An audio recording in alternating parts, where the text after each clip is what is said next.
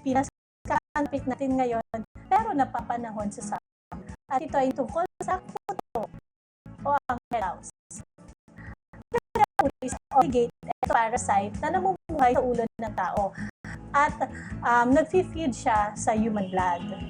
Ang scientific name ng kuto ay Pediculus humanus capitis. Kadalasan lumalaki ito ng mga 0.25 to 0.3 cm kapag adult na.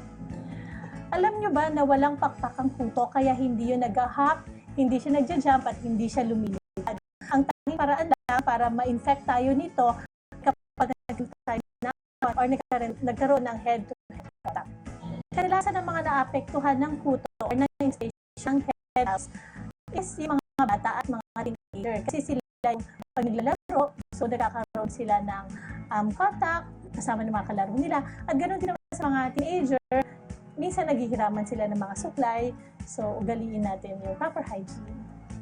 Kadalasan makati ang ulo natin kung nagkakaroon tayo ng kuto, pero minsan din asymptomatic ito. Ibig sabihin, wala totaling nararamdaman ng isang tao kapag nagkakaroon siya ng kuto.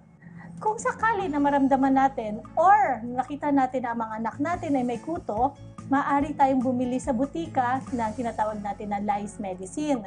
Or pwede rin naman tayong gumamit ng mga home remedy na tulad ng vinegar.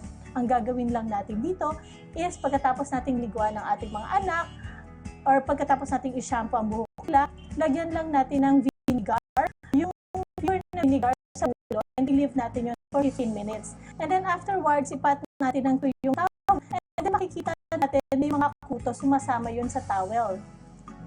Pwede rin tayong gumamit ng mga neat combs or yung tinatawag nating suyod. Sa pamamagitan nito, hindi lang yung mga kuto at saka yung mga kayumad or kuyumad, yung mga maliliit na kuto, ang maaalis natin, maaari din nating maalis yung mga lisa or yung mga eggs, yung mga nits na tinatawag natin.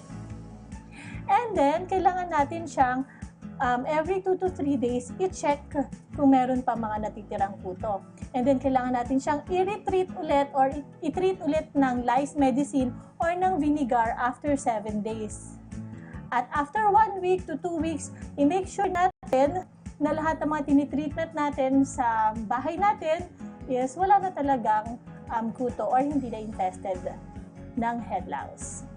Ayun po, kung sakali meron po tayong mga ibang katanungan pa tungkol sa head lice or head louse, pumunta lang kayo sa Dermaesthetic na matatagpuan sa Bocobo, Makati, Malate, Quezon City, Ortigas, Parañaque at Global City. At ito po ulit si Dr. Eclipse para sa inyong beauty tips for Dermaesthetic, your beauty within reach.